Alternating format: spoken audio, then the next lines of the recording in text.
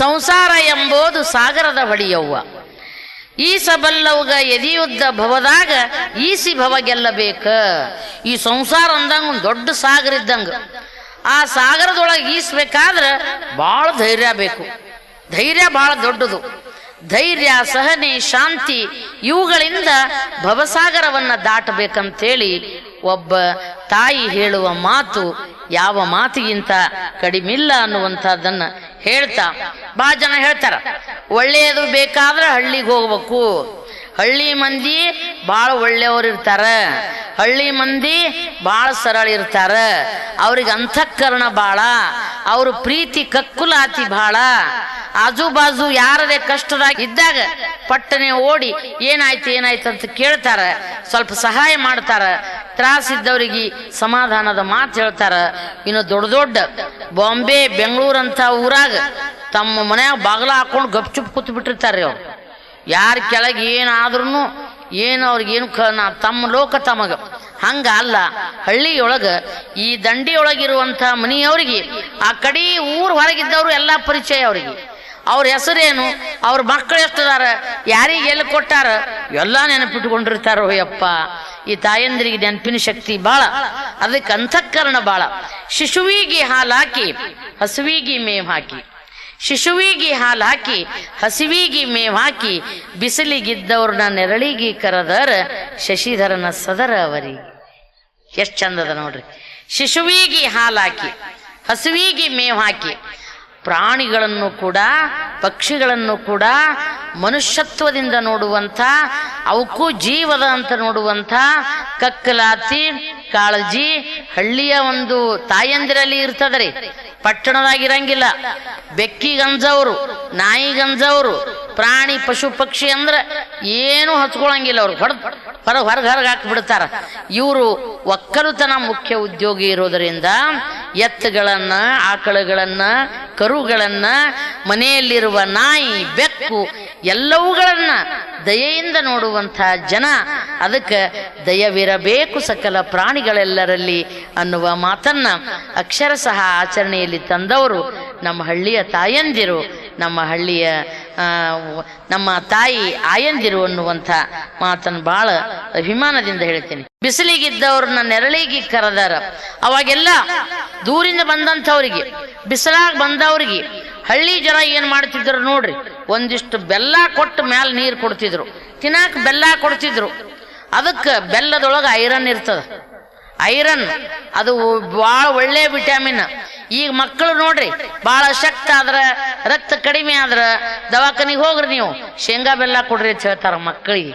ಹಂಗ ಬಂದವ್ರಿಗೆ ಬೆಲ್ಲ ತಿನ್ನಿಸಿ ಮ್ಯಾಲ ನೀರು ಕುಡ್ತಿದ್ರು. ಅವ್ರಿಗೆಷ್ಟು ಪ್ರಜ್ಞೆ ಇತ್ತು ನೋಡಿ, ಎಷ್ಟು ಬುದ್ಧಿವಂತರಿದ್ರು ಅವರು. ಆರೋಗ್ಯಕ್ಕೆ ಅವಾಗೆಲ್ಲ ಏನು ಒಂದು ಜನ್ಮಕ್ಕಾಗಡ ಸಕ್ರೆ ತಿಂದಿವ್ರಿ ತಾಯಂದಿರ. ಸಕ್ರೆ ಕೆಟ್ಟ ಪಾಯ್ಸನ್, ವಿಷ. ಅದು 3 ವೈಟ್ ಪಾಯ್ಸನ್ಸ್ ಅತ್ತಾರ. ಒಂದು ಸಕ್ರೆ, ಒಂದು ಉಪ್ಪ, ಇನ್ನೊಂದು ಮೈದಾ. ದಯಮಾಡಿ ಮಕ್ಕಳಿಗೆ ತೆಕ್ಕಿ ಸಕ್ರೆ ಹಾಕಿ ಹಾಲು ಕಾಸಿ ಕೊಡ್ಬೇಡ್ರವ. ನೀವು ಎಷ್ಟು ಸಕ್ರೆ ಪಾಕ್ ಮಾಡ್ತೀರಿ, ಏನು ಕತಿ? ಸಕ್ರೆ ಕಡಿಮೆ ಹಾಕಿ ಚಹಾ ಮಾಡ್ರಿ, ಸಕ್ರೆ ಕಡಿಮೆ ಹಾಕಿ ಚಹಾ ಮಾಡ್ರಿ, ಹೊರಗೆ ಕೂತ್ ಹೇಳ್ತೀನಿ, ಮತ್ತೆ ಪಾಕ್ ಮಾಡ್ಕೊಂಡು ಬಂದು ಕೊಡ್ತಾರ ಚಹಾ. ಕಡಿಮೆ ಅಂದ್ರೆ ಇಟ್ಟು ಹಾಕಿರಿ, ಸುಮ್ಮ ಕೂತ್ರೆ ಎಟ್ಟು ಹಾಕ್ತಿದ್ರಿ ಅವ್ವ ಅಂತಿರ್ತೀನಿ. ನಮಗ ಗೊತ್ತಿರ್ಲಿಲ್ಲ. ನಮಗೆ ಶುಗರ್ ಬಂದದತ್ತೆ ನಾವು ಶಾಣೆ ಆಗಿವ್. 2 ವರ್ಷ ಆತ್ರಿ ಶುಗರ್ ಬಂತು. ನಾವು ಎಲ್ಲಾರ್ಗಿ ಹಾಡ ಹೇಳಿ ನಗಸ್ಕೋತ ಹೋಗ್ತೀವಿ, ನನಗೆ no sugar, no BP, be happy ಅಂತ ಹೇಳ್ಕೋತ ದಿಮಾಕ್ ಮಾಡ್ತಿದ್ದೆ. 2 ವರ್ಷದಿಂದ ಶುಗರ್ ಬಂದ್ಬಿಡ್ತಿರಪ್ಪ. ಅದಕ್ಕೆ ಇವತ್ತು ಸಕ್ರೆ ಭಾಳ ಕಡಿಮೆ ಮಾಡೀನಿ, ಸ್ವೀಟ್ ಕಡಿಮೆ, ಶುಗರ್ ಕಡಿಮೆ ಮಾಡೀನಿ. ಆದ್ರೆ ಪೇಡ ತಿಂತೀನಿ. ಸ್ವೀಟ್ ಅವಾಗವಾಗ ಸ್ವಲ್ಪ ತಿಂತಿರ್ತೀನಿ. ಭಾಳ ದಿವಸದಿಂದ ತಿನ್ಕೋತ ಬಂದೀವಿ, ಒಮ್ಮೆ ಬೇಡ ಅಂದ್ರೆ ಹೆಂಗಿರೋದು. ಅದಕ್ಕೆ ದಯಮಾಡಿ ಸಕ್ಕರೆ, ಮೈದಾ, ಡಾಲ್ಡಾ ಇವೆಲ್ಲವುಗಳನ್ನ ಕಡಿಮೆ ಮಾಡ್ರಿ. ಮಕ್ಕಳಿಗೆ ಎದ್ದು ಕೂಡಲೇ ಚಂದ ಬಾಳೆಹಣ್ಣು ತಿನ್ನಿಸ್ರಿ, ಸೇಬು ಹಣ್ಣು ತಿನ್ನಿಸ್ರಿ. ಭಾಳ ಸೋಯಿ ಸಿಗುವಂಥ ಪೇರು ಹಣ್ಣ, ಅದರಲ್ಲಿ ಆ ಹಣ್ಣಿನಲ್ಲಿರುವಷ್ಟು ವಿಟಮಿನ್ ಯಾವ ಹಣ್ಣಿನಾಗೂ ಇಲ್ಲ. ಎದ್ದು ಕೂಡಲೇ ಭಾಳ ಜನ ಚಹಾ ಕುಡಿತಾರ. ಒಂದೇ ಸಲ ಕುಡೀರಿ, 3-4 ಸಲ ಚಹಾ ಕುಡಿದು 1-2 ತನ ಉಪವಾಸ ಇರ್ತಾರ, ಊಟನೇ ಮಾಡಂಗಿಲ್ಲ ಇವರು. ಎಲ್ಲ ಕೆಲಸ ಮಾಡ್ಕೊತ 2 ಸಲ ಚಹಾ ಕುಡಿದು ಕೂತು ಬಿಡ್ತೀರಿ. ದಯಮಾಡಿ ಚಹಾ ಭಾಳ ಕುಡಿಬ್ಯಾಡ್ರಿ ಅಂತ ಹೇಳಿ ಒಂದು ಮನವಿ. ಜೀವರಾಶಿಗಳಲ್ಲಿ ದೇವನನ್ನ ಕಾಣುವಂಥವು ಅವರು ಚಿಂತೆ ಮಾಡಿದ್ರ ಎದಕ್ಕೂ ಬರಂಗಿಲ್ಲ ಅಂತ ಅವ್ರಿಗೆ ಗೊತ್ತಿತ್ತು. ಕಲ್ತವ್ರಿಗೆ ಗೊತ್ತಿರಂಗಿಲ್ರಿ, ಬರೀ ಅಕ್ಷರ ಜ್ಞಾನ ಇರ್ತದ, ವಿಷಯ ಗೊತ್ತಿರ್ತದ, ಸಾಮಾನ್ಯ ಜ್ಞಾನ ಬಹಳ ಕಡಿಮೆ. ಆದ್ರ ತಾಯಂದಿರಿಗೆ, ಕಲೀಲಾರದ ತಾಯಂದಿರಿಗೆ ಬಹಳ ಇರ್ತದ. ಏನಿರ್ತದ ಅಂತಂದ್ರ, ಚಿಂತೆ ಮಾಡುವರೇನ ಅಂತರಂಗದ ಗಂಗಾ, ಚಿಂತ್ಯಾಗ ಕಾಯ ಇಳಿತದ ಮರ್ತ್ಯದೊಳಗ, ಚಿಂತೆ ಇಲ್ಲದವರು ಯಾರಿಲ್ಲ. ಏನು ಹುಚ್ಚದಿಯವ, ಯಾಕೆ ಚಿಂತೆ ಮಾಡ್ತಿ? ಯಾರಿಗೆ ಚಿಂತೆ ಬಿಟ್ಟಿಲ್ಲ? ಹುಟ್ಟಿ ಬಂದೀವಿ ಅನ್ನೋಳಕ್ಕೆ ಎಲ್ಲರಿಗೂ ಸಮಸ್ಯೆ ಇರೋದೆ, ಎಲ್ಲರಿಗೂ ಕಷ್ಟ ಇರೋದೆ. ಅಂಥ ರಾಮನ ಪಟ್ಟದರ್ಶಿ ಸೀತಾ ಮಹಾರಾಣಿ ಆಗ್ತೀನಂತ ಬಂದಳು. ಆಕಿ ಮಹಾರಾಣಿನೂ ಆಗಲಿಲ್ಲ, ಅರಮನೆಯಾಗೂ ಇರಲಿಲ್ಲ. 14 ವರ್ಷ ಕಾಡಿಗೆ ಹೋದ್ಲು. ಎಂಥ ದೊಡ್ಡ ದೊಡ್ಡ ರಾಜ ಮಹಾರಾಜರಿಗೆ ದುಃಖ ಚಿಂತೆ ತಪ್ಪಿಲ್ಲ. ಅದಕ್ಕೆ ಚಿಂತೆ ಮಾಡುವರೇನ ಅಂತರಿಲ್ಲದ ಗಂಗಾ, ಚಿಂತ್ಯಾಗ ಕಾಯ ಇಳಿತದ ಮರ್ತ್ಯದಾಗ, ಚಿಂತೆ ಇರದವರು ಯಾರದಾರ? ಅದಕ್ಕೆ ಚಿಂತೆ ಮಾಡಬೇಡ, ಏನಾಗ್ತದ ಆಗ್ತದ ಅನ್ನುವಂಥ ಭರವಸೆಯ ಮಾತುಗಳನ್ನಾಡೋರು ನಮ್ಮ ತಾಯಂದಿರು. ಇನ್ನ ಬಹಳ ಸರಳರಿ, ಭಯಂಕರ ಸರಳತೆ, ಬಿಗುಮಾನ ಇಲ್ಲ, ಅಹಂ ಇಲ್ಲ, ನಾವೇ ನಾವೇ ಅನ್ನುವಂಥ ಒಂದು ಅಹಮ್ಮಿಕೆ ಇಲ್ಲ. ಅದಕ್ಕೊಬ್ಬ ತಾಯಿ, ಯಾ ತಾಯಿ ಬರ್ದಾಳ ಏನು? ಮೊದಲು ಚಪ್ಪಾಳೆ ತಟ್ರಿ, 2-3 ಸಾಲ. ಬಿದ್ದೋಗೋ ಕಾಯಕ್ಕ ಬಿಗುವಿನ ಮಾತ್ಯಾಕ, ಬಿದ್ದೋಗೋ ಕಾಯಕ್ಕ ಬಿಗುವಿನ ಮಾತ್ಯಾಕ, ಕುದ್ದರಿ ಯಾಕ ಕಡಿಯಾಗ ರಾಜ್ಯದಾಗ, ಮುದ್ದಾಗಿ 3 ದಿನ ಇರಬೇಕು. ನೋಡ್ರಿ, ಒಂದು ದೊಡ್ಡ ತತ್ವಜ್ಞಾನ, ಜೀವನದ ಒಂದು ದೊಡ್ಡ ಪಾಠ 3 ಸಾಲಿನಾಗ ಹೇಳಿಬಿಡ್ತಾಳ ತಾಯಿ. ಬಿದ್ದೋಗೋ ಕಾಯಕ್ಕ ಬಿಗುವಿನ ಮಾತ್ಯಾಕ, ಕುದ್ದರಿ ಯಾಕ ಕಡಿಯಾಗ ರಾಜ್ಯದಾಗ, ಮುದ್ದಾಗಿ 3 ದಿನ ಇರಬೇಕು. ಇದು ಕಾಯ ನಶ್ವರವಾದ ಕಾಯ. ಕಾಯ ಅಂದ್ರೆ ದೇಹ. ಈ ದೇಹ ನಶ್ವರವಾದದ್ದು. ಹುಟ್ಟಿ ಬಂದಿವಿ ಅಂದ ಬಳಕ ಸಾವು ಗ್ಯಾರಂಟಿ ಅದ. ಅದಕ್ಕೆ ಬಿಗುಮಾನ ಯಾಕ, ಅಹಂಕಾರ ಯಾಕ, ನಂದು ನಂದು ಅಂತ ಯಾಕೆ ಬಡದಾಡೋದು ಅನ್ನುವಂಥ ಮಾತನ್ನ ಎಷ್ಟು ಸುಂದರವಾಗಿ ತಾಯಿ ಹೇಳ್ತಾಳ. ಬಂಗಾರ ಕೃತಕ ಶೃಂಗಾರ ಕ್ಷಣಿಕ, ಬಾಳಲ್ಲಿ ಬಡಿವಾರವೇಕೆ, ನೀ ಕೊಟ್ಟ ಕಾಯ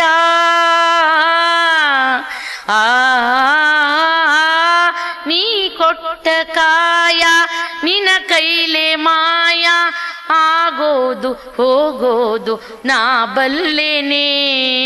ನೀಡು ಶಿವ ನೀಡದಿರು ಶಿವ, ಬಾಗುವುದು ನನ್ನ ಕಾಯ. ಪಂಚಗಾನ ಯೋಗಿ ಪಂಚಾಕ್ಷರಿ ಸಿನಿಮಾದೊಳಗ ನಾದ ಬ್ರಹ್ಮ ಎನಿಸಿಕೊಂಡಂಥ ಹಂಸಲೇಖ ಅವರ ಬರದ ಸಾಹಿತ್ಯಕ್ಕೂ ಏನೂ ಕಲಿಯಲಾರದ ನಮ್ಮ ತಾಯಂದಿರು ಬರೆದದ್ದಕ್ಕೂ ಎಷ್ಟು ಒಂದು ಸಂಬಂಧ ಅದ ಅನ್ನುವಂಥದ್ದನ್ನ ಈ ಸಂದರ್ಭದಲ್ಲಿ ಹೇಳ್ತಾ, ಬಹಳ ಸ್ವಾವಲಂಬಿಗಳ್ರಿ ಹಳ್ಳಿ ಮಂದಿ. ಸುಮ್ ಕುಂಡ್ರಂಗಿಲ್ಲ ಅವರು, ದೇಹದೊಳಗೆ ಶಕ್ತಿ ಇರುತನ ದುಡಿತಾರ ಅವರು. ಸುಮ್ಮ ಆರಾಮ್ ಸೋಫಾ ಮೇಲೆ ಕುಂಡ್ರದು, ಟಿವಿ ನೋಡುದು ಹಿಂಗಿಲ್ಲ. ಎಲ್ಲಾ ಪಟ್ಟಣದ ಮಂದಿನೇ ರೀ. ಆ ಆಲಸಿಗಳು, ಸೋಮಾರಿಗಳು ಎಲ್ಲಾ ಕೆಲಸಕ್ಕೆ ಹಚ್ಚಿ ಸುಮ್ ಒಗ್ಗರಣೆ ಹಾಕುದು, ಕೂತು ಬಿಡುದು ನಮ್ಮಂತವ್ರು. ಹಿಂಗಾಗಿ ಇವ್ರದೇ ದಪ್ಪ ಕೂತು ಬಿಟ್ಟಿವಿ. ಕೂತ್ರ ಏಳಾಕ್ ಬರಂಗಿಲ್ಲ, ಎದ್ರ ಪಟ್ನೆ ನಡಿಲಾಕ್ ಬರಂಗಿಲ್ಲ. ಹಳ್ಳಿ ಮಂದಿ ಹಂಗಲ್ರಿ, ದೇಹದೊಳಗೆ ಶಕ್ತಿ ಇರುತ್ತನ, ಅವ್ರ ಕಣ್ಣು ಕಾಣಿಸುತ್ತನ, ಏನ್ ಮಾಡ್ಬೇಕು ಅದನ್ನ ಮಾಡೋದು ಅವ್ರಿಗೆ ರೂಢಿಯದ. ಒಬ್ಬ ತಾಯಿ ಹೇಳ್ತಾಳ, ಕುಟ್ಟಿ ಬೀಸಿ ನನ್ನ ಹೊಟ್ಟಿ ಹೊರದೇನೆವ್ವ, ಕುಟ್ಟಿ ಬೀಸಿ ನನ್ನ ಹೊಟ್ಟಿ ಹೊರದೇನೆವ್ವ, ರಟ್ಟಿಗೆ ಶಿವನ ದಯೆ ಇರಲಿ ನಾನಿಲ್ಲಿ ಋಣಗೂಳು ತಿಂದು ಇರಲಾರೆ. ನೋಡ್ರಿ, ಭಗವಂತ ಹುಟ್ಸ್ಯಾನ, ದೇಹ ಕೊಟ್ಟಾನ, ಕೈಕಾಲು ಕೊಟ್ಟಾನ, ಕಣ್ಣು ಕೊಟ್ಟಾನ, ನನಗೆ ಶಕ್ತಿ ಇರುತ್ತನ ನಾ ಕೆಲಸ ಮಾಡಕ್ಕಿನೇ ಅಂತ ನಮ್ಮ ಹೆಣ್ಮಕ್ಕಳು ಎಷ್ಟು ವಯಸ್ಸಾದ್ರೂ ಅವ್ರ ಮೂಲೆ ಗುಂಪಾಗಂಗಿಲ್ಲ. ಇನ್ನೇನು ಅನಿವಾರ್ಯ ಪರಿಸ್ಥಿತಿ ಅಂದಾಗ ಮಾತ್ರ ಅದು ಎಷ್ಟು ದುಃಖದಿಂದ ಇರ್ತಾರ ಅವರು. ನಾ ಮಾಡಿಸ್ಕೊಳ್ಳೋದು ಬಂತಲ್ಲ, ಅವ್ರಿಗೆ ಬೇಡುದು ಬಂತಲ್ಲ ಅಂತಾರ. ಅಂಥ ಸ್ವಾಭಿಮಾನಿ ನಮ್ಮ ತಾಯಂದಿರು ಇಂಥ ಸಾಕಷ್ಟು ಗೀತೆಗಳನ್ನ ಬರೀತಾರ ಅನ್ನೋದನ್ನ ಇಲ್ಲಿ ಹೇಳ್ತಾ, ಇವೆಲ್ಲ ಸಾಕಷ್ಟದವ್ರಿ. ಸುಮ್ ಸ್ಯಾಂಪಲ್ ಒಂದಿಷ್ಟು ಹೇಳಿದೆ ನಾನು. ಅದು ಹೇಳಾಕತ್ರ 2-3 ದಿನ ಬೇಕಾಗ್ತದ. ಇನ್ನು ದೊಡ್ಡವರಾದ ಕೂಡ್ಲೆ ಲಗ್ನ ಮಾಡ್ಕೊಂಡು ಗಂಡನ ಮನೆಗೆ ಹೋಗೋದು ಸಹಜ. ತವ್ರ ಮನೆ ಮ್ಯಾಲಿನ ವಿಶೇಷ ಪ್ರೀತಿ ಹೆಣ್ಮಕ್ಳಿಗೆ. ಹಾಲುಂಡ ತವರಿಗೆ ಏನೆಂದು ಹಾಡಲಿ, ಹಾಲುಂಡ ತವರಿಗೆ ಏನೆಂದು ಹಾಡಲಿ, ಹೊಳಿದಂಡಲಿರುವ ಕರಕೀಯ ಕುಡಿಯಂಗ ಹಬ್ಬಲಿ ಅವರ ರಸಬಳ್ಳಿ. ಏನ್ ತವ್ರ ಮನ್ಯಾಗ ಬೆಳೆದು ಬಂದೀನಿ, ಇಲ್ಲಿ ಗಂಡನ ಮನ್ಯಾಗ ಕೊಟ್ಟಾರ, ನಮ್ಮ ಅಣ್ಣ ತಮ್ಮರು ಚಂದಿರ್ಲಿ, ನಮ್ಮ ಅಪ್ಪ ಅವ್ವ ಆರಾಮಿರ್ಲಿ, ಅವರ ಬಳ್ಳಿ ಹಬ್ಬಲಿ ಅಂತ ಹೇಳಿ ಒಳ್ಳೆಯದನ್ನೇ ಹಾರೈಸುವಂತಹದ್ದು ನಮ್ಮ ತಾಯಂದಿರ ಸ್ವಭಾವ, ಅಕ್ಕ ತಂಗಿಯರ ಸ್ವಭಾವ. ಏನೇ ಕಷ್ಟ ಬಂದ್ರು ತಂದೆಯ ನೆನದರ ತಂಗಳನ್ನ ಬಿಸಿ ಆಯ್ತು, ತಂದೆಯ ನೆನದರ ತಂಗಳನ್ನ ಬಿಸಿ ಆಯ್ತು, ಗಂಗಾದೇವಿ ನನ್ನ ಹಡದವನ ನೆನದರ ಮಾಸಿದ ತಲೆಯು ಮುಡಿಯಾಯ್ತು. ಅಪ್ಪಗ ನೆನೆಸ್ಕೊಂಡ್ರ ತಂಗಳನ್ನ ಬಿಸಿ ಆಗ್ತದ. ಅಷ್ಟಂತಃಕರಣ, ಅಷ್ಟು ಪ್ರೀತಿಯಿಂದ ಬೆಳೆಸಿರ್ತಾನ ಅಪ್ಪ. ಅವನ್ನ ನೆನೆಸ್ಕೊಂಡ್ರ ತಲೆ ಎಲ್ಲ ಸ್ವಚ್ಛ ಆದಂಗ. ಅಂದ್ರ ಮನಸ್ಸ, ಹೃದಯ ದುಃಖ ಬಂದಾಗ ಅವ್ವ ಅಪ್ಪಗ ನೆನೆಸ್ಕೊಂಡ್ರ ಏನೋ ಒಂದು ಶಕ್ತಿ ಬಂದಂಗ ಆಗಿಬಿಡ್ತದ, ಏನೋ ಒಂದು ಧೈರ್ಯ ಬಂದಂಗ ಆಗಿಬಿಡ್ತದ. ಅದಕ್ಕೆ ಇಂಥದನ್ನೆಲ್ಲ ಬಹಳ ಸುಂದರವಾಗಿ ಬರೆಯುವಂಥವ್ರು.